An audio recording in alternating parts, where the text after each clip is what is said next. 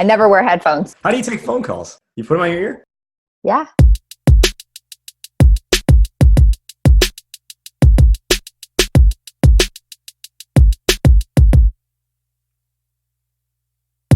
Welcome everybody to Startup Hype Man's Discover Your Inner Awesome podcast. My name is Rajiv Nathan, aka The Raj Nation. I am your show's host and the founder and creative force behind Startup Hype Man, helping startups everywhere build their hype by creating a message that sings.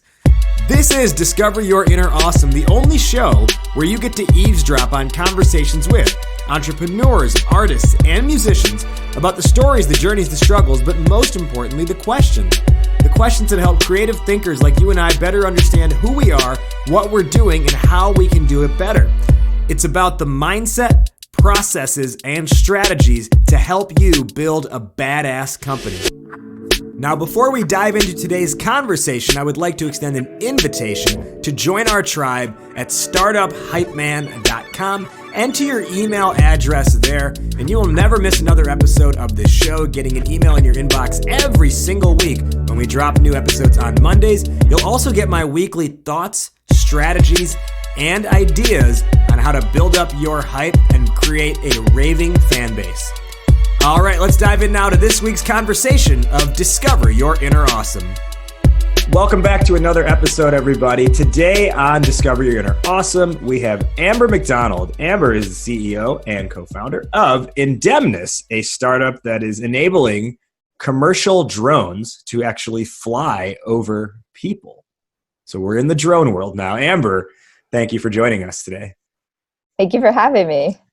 This will be a really interesting conversation, not just because of the specific industry you're in, but our topic today, which is how do you raise capital with no revenue, which I'm sure is on the mind of more than half of startup founders out there. So why is this on your mind and why is this important to you?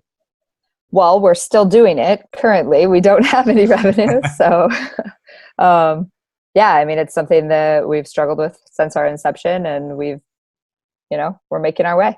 Yeah, right on. Now, before we go into the weeds of that, let's take it back and look more at your history. So I will say this, you're probably the second person I know or now know who's from Alaska, but the other person I know, I never met them when they were in Alaska. So you're the first person I've actually live spoken to in Alaska, which for everyone listening to this right now, we're recording this about 11 a.m. Central Time, which is what local time for you? 8. Yeah. So that's not terrible, but I know you have to do a lot of business actually, like in pretty strange hours for local time for you. But there's been days we've woken up at 2:30, 3 a.m. to hit a 4 o'clock meeting because East Coast wants to start at 8 a.m. Which is crazy. So have you lived in Alaska your whole life? And if so, I think that's very different from growing up, I'd say, anywhere in the contiguous United States. Do you feel like you have a different perspective being in such a different time zone? I don't know if it necessarily has to do with being in a time zone, but yeah, I'm born and raised in Alaska, been here in Anchorage most of my life. And it's a different perspective just in general because we have the same amount of people in our entire state that most people have in a section of their city. I mean, there's 600, 700,000 people in all of Alaska. That is small. I think Wyoming might have roughly the same amount of people. So was it more of like a environment growing up where everyone knows everyone? Well, my family's Alaska Native, and they're from Kodiak. They're from a small village on a big island, but ultimately everybody knew everybody growing up. Like you couldn't even walk down the street without someone telling your grandma, hey, she's over here, right? So yeah. No, we have a really big family. My great grandma had 13 kids. The other one had 11. So wow. Together there's eyes and ears everywhere you go. Yeah. So with that smaller environment then, or the everyone knows everyone sort of mentality, do you feel like that was something that, I guess, how do you feel that has shaped you today, given that you grew up in such a close-knit environment? I think as an individual, It's made me very family oriented. My entire life revolves around what I can do for others. In a business perspective, it's all about sharing the catch. I mean, we grow up with values that when you succeed, your community succeeds. And personally, I have lived in other larger cities. I mean, I went to college out of state and came back. So I have had experience in bigger places, and it's a different mentality. You see somebody on the street in Seattle, you may not necessarily have the same reaction as if you see somebody on the street in Anchorage, where you might buy them a coffee because they look cold. So that's actually something that happens in Anchorage. Like you just buy. Absolutely, all the time. Yeah. Yeah, that's interesting. I would say most of American culture is not like that. It's very individual focused. There's less emphasis on the community, on the people as a whole. There's a semblance of family values still, but I don't think it's that, it's the person walking down the street is not my friend. There's a potential danger in a lot of places, depending on where you are, or perceived danger rather. It reminds me a lot of some more international cultures. Like a lot of Asian cultures are very much in this same respect. We recently had on the show Allison Lee, founder of a company called Hemster, and she was saying a similar thing in her culture where she comes from. It's really a culture of like, you kind of look out for your neighbor. You look out for the people around you, and everyone in some ways sort of like family, which impacts how business is done. So do you kind of feel like, given that background now, you said you're looking out for other people, but how would you say that, I guess, more specifically dictates how you lead or how you choose to lead your company? Yeah, absolutely. I mean, it has a huge impact. We spend more time with the people we work with than anyone else in our lives, especially in a startup. I mean, you're working 12, 14, 16, sometimes, 20 hours a day, 7 days a week. And these are the people that you have to have respect for one another. And more than that, you have to know that not everybody, you never know what's going on in somebody's life, right? And we are a big family. As a group, there's 6 founders that started Indemnis, and we've been together. Me and Alan, the CTO and founder, we've worked together for 10 years. I mean, a lot of us have been through everything together: death, marriages, divorces, babies, bailing people out of jail. I mean, you name it, it's happened. Those are some that last life event I was not expecting.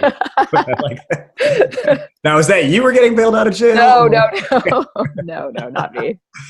So, kind of going through your past entrepreneurial experience, like Indemnis is not your first run at entrepreneurship. What was your first experience, even if you take it back to like your younger? Oh man, in life, I don't know, probably babysitting or mowing lawns as a child. I mean, I was always, from a very, very young age, out doing something to make money. It didn't matter what. It could be, my parents owned a janitorial business, and I helped run their crews, and they had, a lot of really large contracts here in Anchorage. And so very early on, everything from helping family members with taxes to cleaning houses, watching kids, shoveling, mowing lawns. I was always out doing something and figuring out a way to make money. Why do you think that is? I mean, most kids are choosing to go like play in the yard, do something like socialize, right? I'm not saying you're antisocial by any means, but why do you think you opted for the route of, let me see how I can enterprise?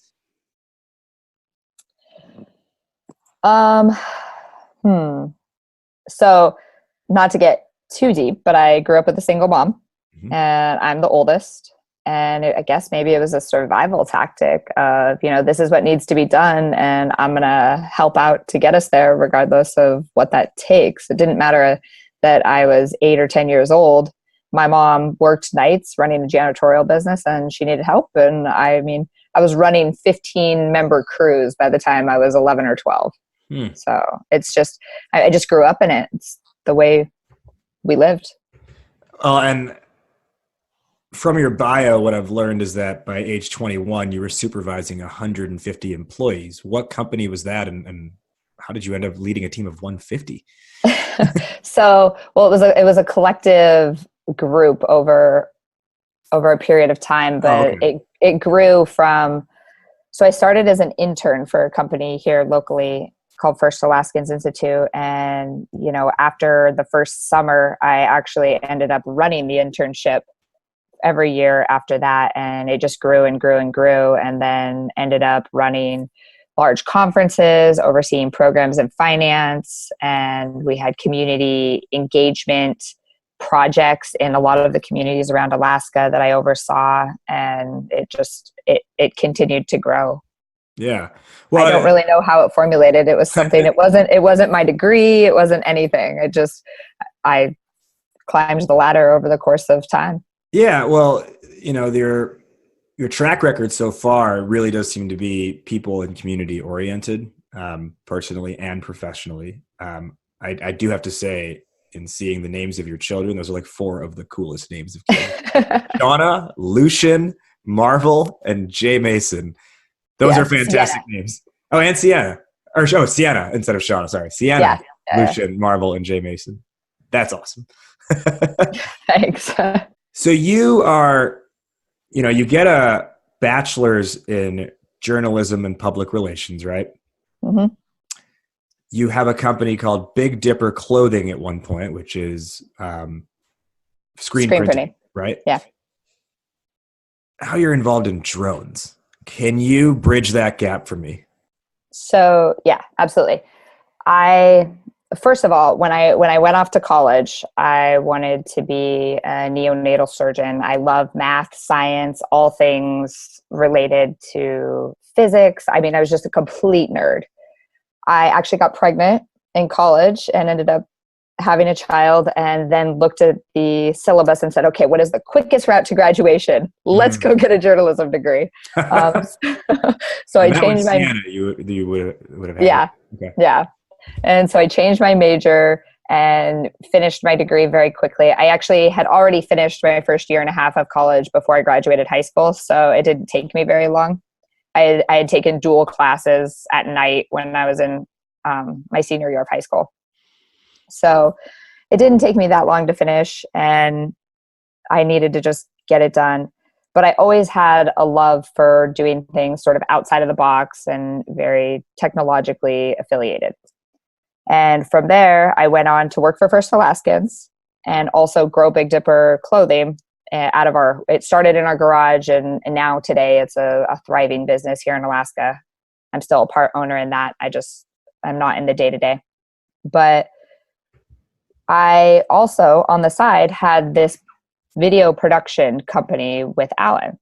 And we used to do broadcast services and video production for clients across the state. And Alaska had a film incentive, and we were flying drones for different companies that were doing reality shows up here in Alaska. And I did the business side. Alan did the film operator side, and he was flying drones for a company called Animal Planet, Discovery Channel, and they kept crashing. And so he started looking into all of the different existing systems that were on the market, and after testing them, found that none of them worked.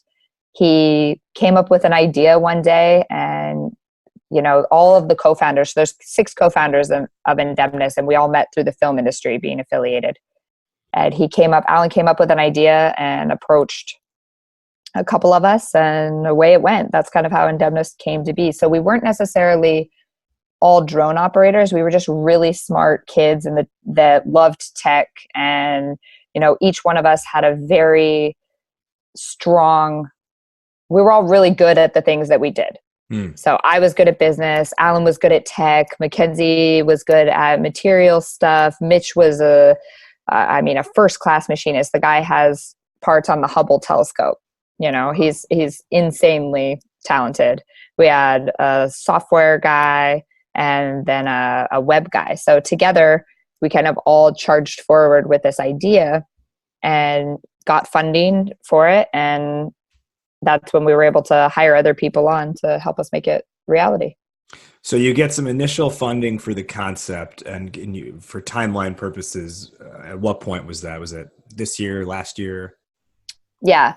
So taking it actually a step back, the way that we got the funding required us solving a technological breakthrough that had never been done.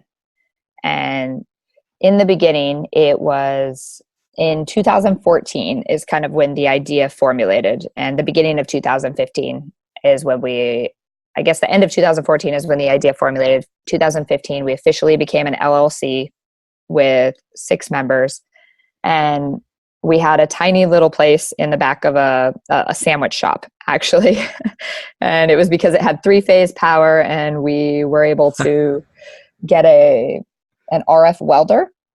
And so we knew we had this concept, but we needed a material that was lightweight and a material that could be easily packed and withstand a lot of energy. There's nothing on the market that we could find on Google, eBay, Amazon, you name it. You have nylon, Carbonex. We tried everything under the sun. Everything blew to shreds. So we ended up reading a military report that they were trying to make inflatable airplane apparatuses. So like inflatable wings, things like that. And they had sort of done the same thing. And as far as put a large amount of pressure into these materials. And so they had a lot of the research. Well, there was a material that they were using called Dyneema, and they were able to make it work partially, but the base strength was the bonding method that they did. They were only able to achieve about a 20% bond. And so we took their study and we actually refined it. And today we can bond that material to a base strength stronger than itself. And so the material actually rips before our bond rips. And that was our material breakthrough that allowed us to really get off our feet and get our initial funding, because it's something that had never been done before in the world. Dyneema has been around forever. They're a $10 billion company out of the Netherlands, DSM Dyneema. It's used for all sorts of things. Its number one use is ballistic armor. But nobody had ever figured out a way to bond it to that strength. And so away we went. Bunch of kids in Alaska making inflatable apparatuses. Yeah, right. Like it's like people in like their 20s and early 30s, it seems like, taking on this huge challenge. So can you kind of just, I guess, let's appropriately paint the picture here.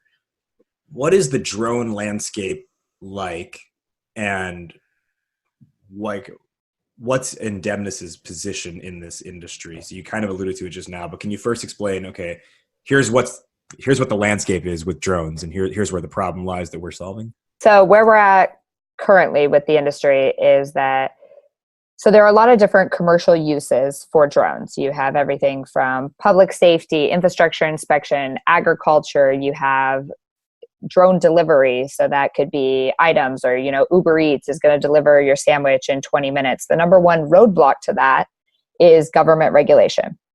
So without a mechanism to safely be able to prove that you can fly over people, the FAA has said this will not occur. And it's one of the first times that they've actually taken a proactive approach. Usually they say that aviation laws are written in blood, right?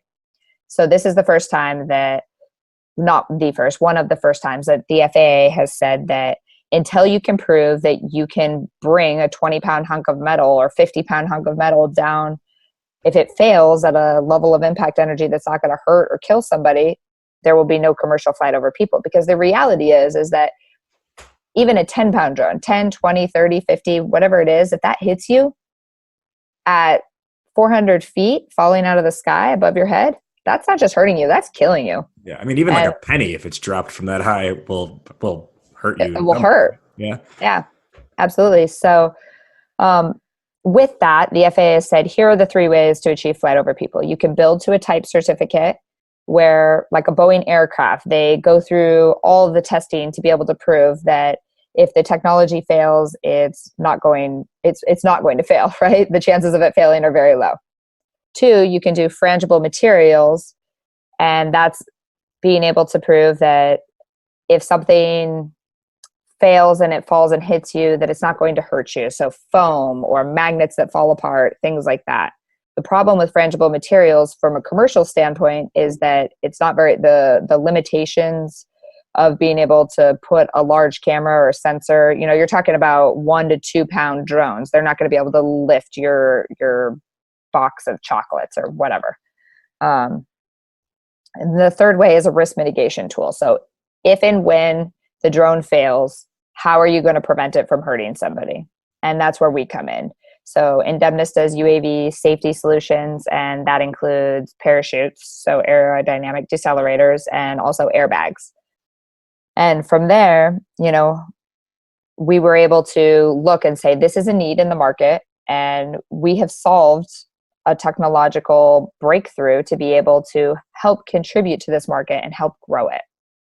And that's kind of where we took off and decided to run with it, seeing the potential of where it's going to be. And we knew 4 years ago that we were probably 10 years out from fully enabling this market. So to just like recap there, the reason why you don't see drones flying overhead every day for commercial uses is because there's too much of a risk of them falling out of the sky and hurting people. And what Indemnis is tackling is safe delivery or safe overhead flying, essentially, by mitigating that risk. Yeah, we refer to ourselves sort of as the airbag for the sky. You don't really want to use it, but when it happens, you're glad that you have an airbag in your car. Yeah, I like that a lot. That's a good way to describe it. And I just thought, one other thing I want to comment on that I find interesting. Earlier, when we were learning more about you, we talked about how you kind of grew up with the mindset of looking out for others. And I think that's like literally what this company is looking out for others in terms of their safety. So let's dive in now to the more of the topic, which is raising capital with no revenue. So you talked about how you got some money for the idea early on. Can you take us through that process and how does that come about? Yeah, so very early on, Alan had this idea, and it was a very sketched out concept. And this was actually before we came up with the material technology breakthrough. But he had gotten an offer to basically buy out the concept for the drone industry for $30 million. And from there, it was like, okay, whoa, why is this so, without a product, without anything tangible, really, except IP. So we did very early on file a patent on LegalZoom. And, it was, and that's not a plug. I have nothing to do with them. But the way you were able to pull it off that simply. Yeah. And so we had the IP around it, and we had an idea. And then from there, we knew that we had something. If there were people that were willing to pay in the beginning, that there was value.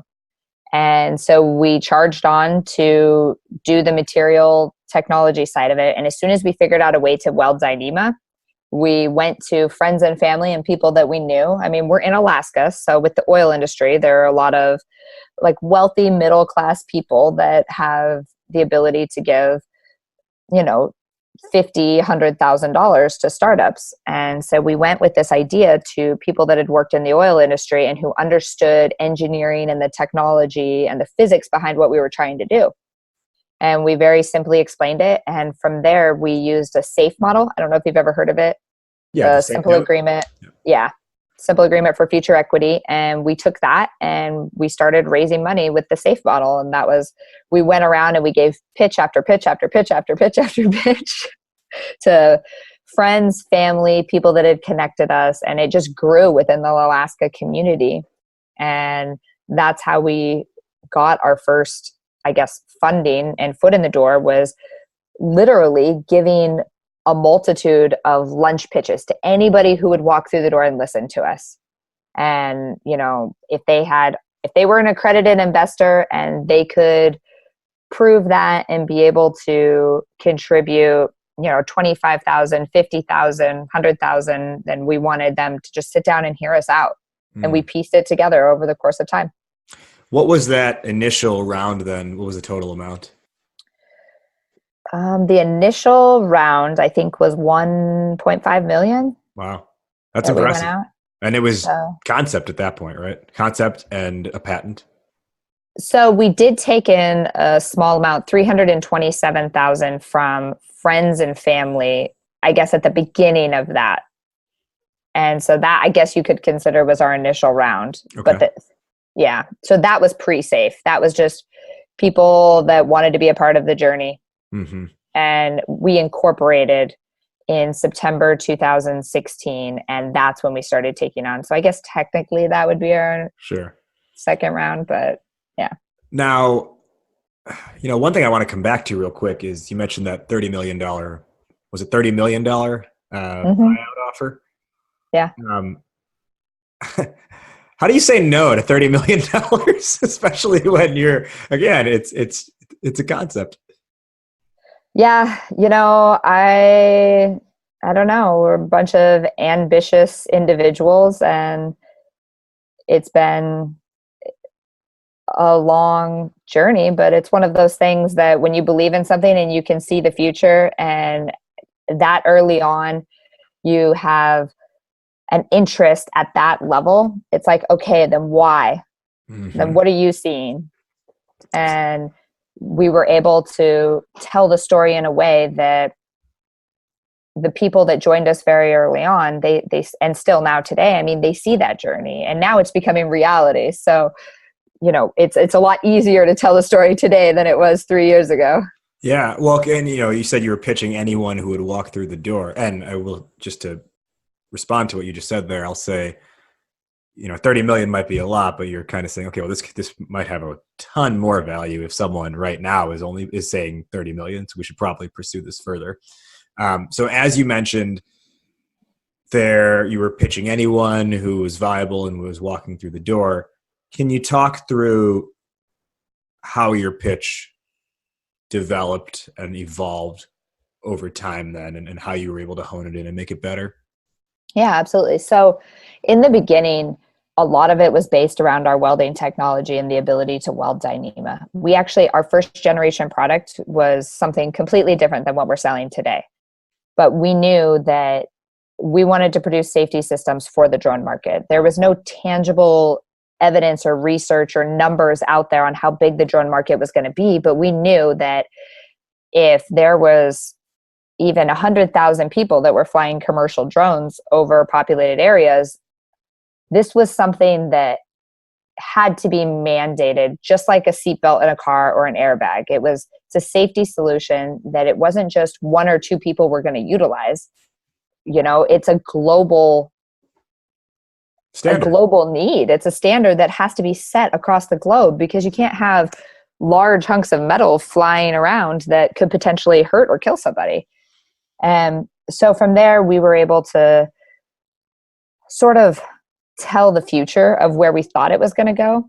But a lot of it was around our welding technology, our IP. So we did, like I said, secure our IP really early on. And for us, that was a huge benefit in selling our story. And then the fact that they were getting in at a time where it was super valuable for the potential of the market. I mean, we're talking about a multi-billion-dollar industry that is untapped. We're not talking about a couple million.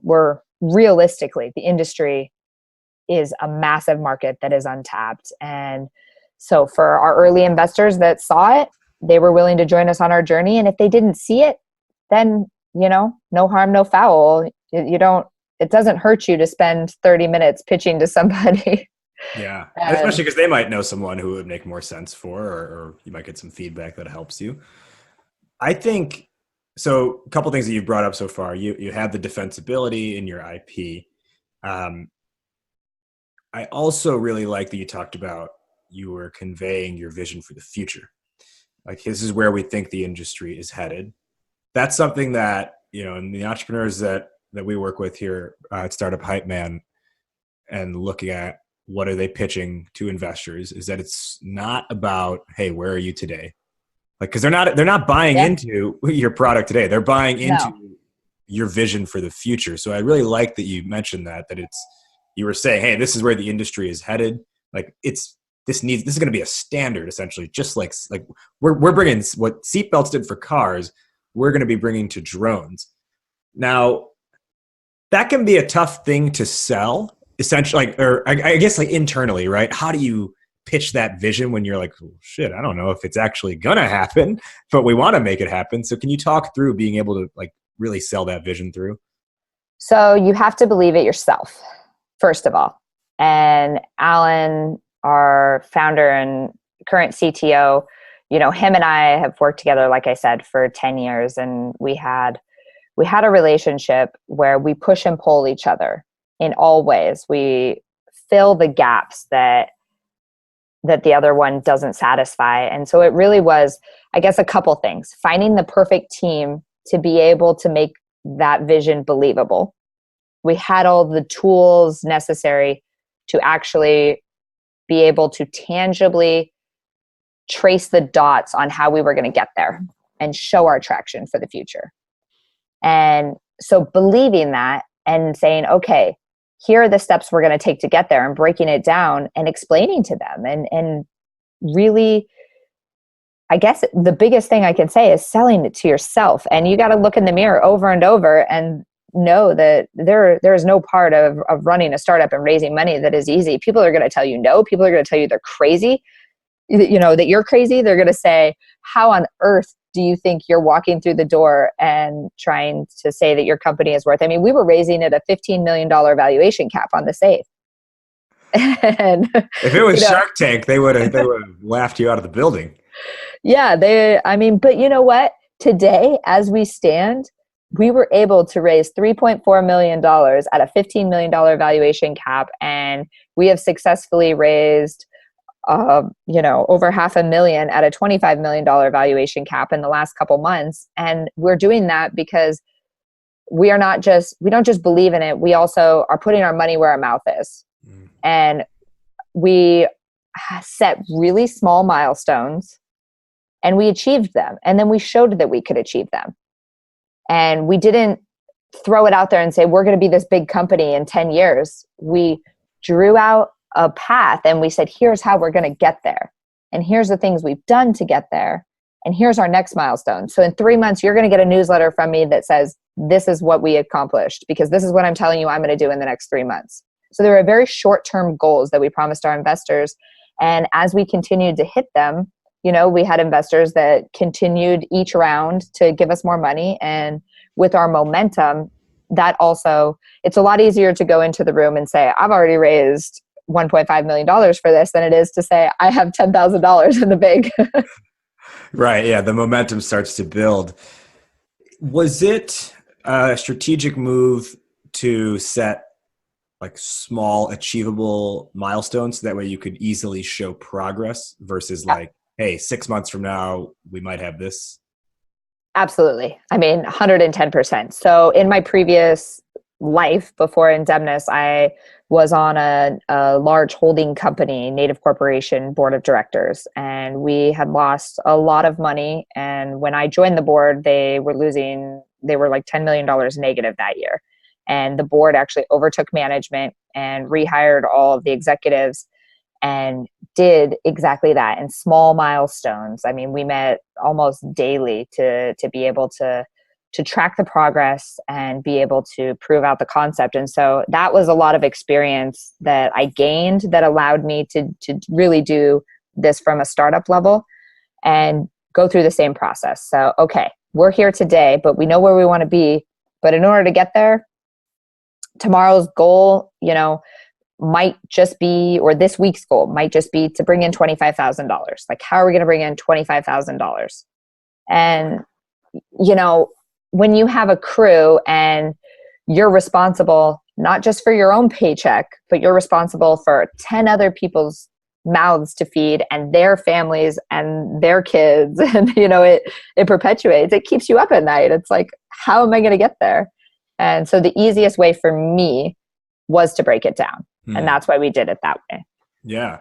So currently, as of recording this episode, where are you in your fundraising process and how much more do you have to go?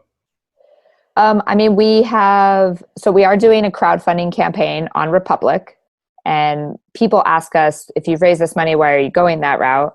We've raised over $400,000 on our crowdfunding. We'd like to get it as close to $1 million as we can and fill it out. But part of the reason we decided to do that is to create the best value for our shareholders before we took a Series A. So to give us just that many more months of runway before we take a larger investment, because we do have people that would like to join us on our journey at a larger scale, but we want to make sure that so recently, and this is the first time that I've actually publicly announced this, we just got an approved patent on our welding technology. Congrats. And that is a huge increase in our IP portfolio. And so with that, I mean, I think there's a lot of potential for us to be able to monetize that, license it, or in some way, shape, or form, create more value with that.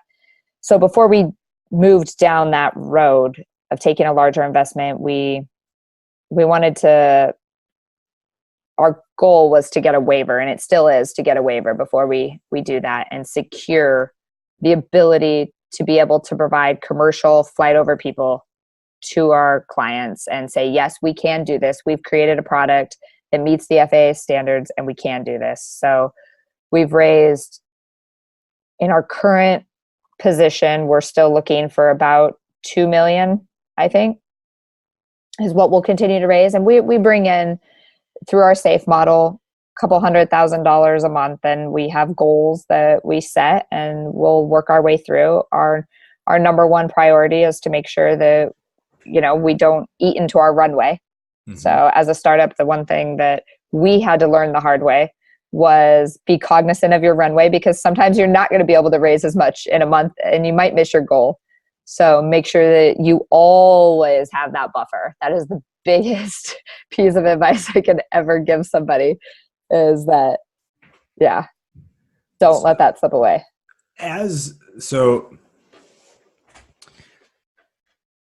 At this stage now, you said you get a couple $100,000 a month in, roughly, at this point. You got a couple million more to go. I have two questions for you. Yeah. One is, how is the challenge different now versus earlier on? Because I assume it's not a cakewalk. It might be a little bit easier, but the challenge is a little bit differently. So before I ask the second question, could you address that? So I would say, actually, in some ways, so it's different. It's not easier at all. It's not necessarily harder, because we've refined our process and we've gotten a lot better at being able to tell our story. But it is, as the drone industry expands, so do the negative comments, and so do there's more news, there's more danger, people are more risk adverse, and it's not easier. It's very different, but it's not easier at all. Yeah. So the industry is getting more well known, which is creating different perceptions than may have existed before. Yeah. And, it's the fear of, will regulation ever allow this to occur? That's a really big fear that we hear a lot. How are you guys going to, there's a lot of companies, big companies, that took in investment very early on and did it maybe before their time.